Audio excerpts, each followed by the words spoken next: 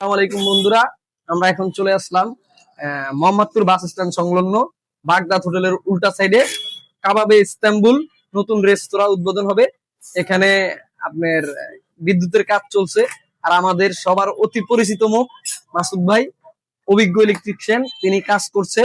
আমরা আজকে দেখব তিনি কিভাবে কাজ করছে, আর ওনার কাছ থেকে আমাদের অনেক কিছু শিখে আছে। অবশ্যই ভিডিওটা আপনারা দেখবেন, এখান থেকে অনেক কিছু শিখতে পারবেন। আর অনেক সময় আমাদের বাসায় সার্কিট ব্রেকার ফাঁস করে পড়ে যায়, পড়ে গেলে আপনার আমরা কি রে এটা কেমনে পড়ে গেল আর বিচ্ছা পাইতাছি না, পরে আবার পড়ে যায়। এটা কেন হয়, কিসের জন্য হয়, আমরা বাইরের কাছ থেকে আজকে জানবো। আসেন আপনারা। আসসালামু আলাইকুম ভাই, কেমন আছেন? ওয়ালাইকুম আসসালাম। কেমন আছেন? আলহামদুলিল্লাহ ভালো। আলহামদুলিল্লাহ। ভাই, আপনি দর্শকদের উদ্দেশ্যে বলবেন যে অনেক সময় আমাদের বাসায় শর্ট সার্কিট হইলেই আপনার ওই সার্কিটটা পড়ে যায়, কিন্তু আমরা আবার উড়িয়ে দেই, আবার পড়ে যায়। এটার কারণটা কি একটু দর্শকদের বলবেন? যদি আপনার বাসায় হঠাৎ করে মেন সার্কিট ব্রেকার পড়ে যায়, আপনি বারবার উঠাচ্ছেন তারপরও পড়ে যাচ্ছে, তো সেক্ষেত্রে আপনার কি করতে হবে? যত লাইট ফ্যান আছে সম্পূর্ণ সব বন্ধ করে দিতে হবে।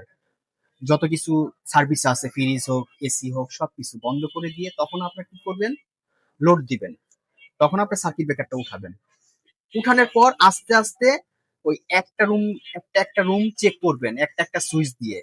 যখন দেখবেন যে এই সুইচটা দেওয়ার সাথে সাথে আপনার লাইনটা বন্ধ হয়ে গেছে, তখনই মনে করবেন যে এখানে আমার শর্ট সার্কিট হচ্ছে, সেজন্য এই লাইনটা বন্ধ হয়ে যাচ্ছে। ওইটা অফ রেখে একটা ভালো একটা টেকনিশিয়ান ডেকে আপনি এই কাজটা করে নেবেন, তাহলে আপনার শর্ট সার্কিট এরকম হারা হবে না। ধন্যবাদ মাসুদ ভাই, আপনি আপনার কাজের ফাঁকে আমাদেরকে মূল্যবান একটা জ্ঞান দেওয়ার জন্য। প্রিয় দর্শক, অবশ্যই আপনারা ভিডিওটা পুরো দেখবেন, টান দিবেন না, আপনারা অবশ্যই শিখতে পারবেন। আর আমাদের এই ভিডিও ভালো লাগলে এর চেয়ে ভালো ভালো আরো শিক্ষণীয় ভিডিও আমরা আপনাদের জন্য নিয়ে আসবো। অবশ্যই আমাদের এই মোহাম্মদ মাসুদ চ্যানেল আর হলো গিয়া নূর হোসেন নূর নবী, দুইটা চ্যানেল অবশ্যই আপনারা ফলো করে রাখবেন। অবশ্যই আপনাদের জন্য ইনশাল্লাহ আরো ভালো কিছু আমরা নিয়ে আসবো। লাইক কমেন্ট শেয়ার করে আমাদের সাথে থাকবেন। আল্লাহ হাফিজ।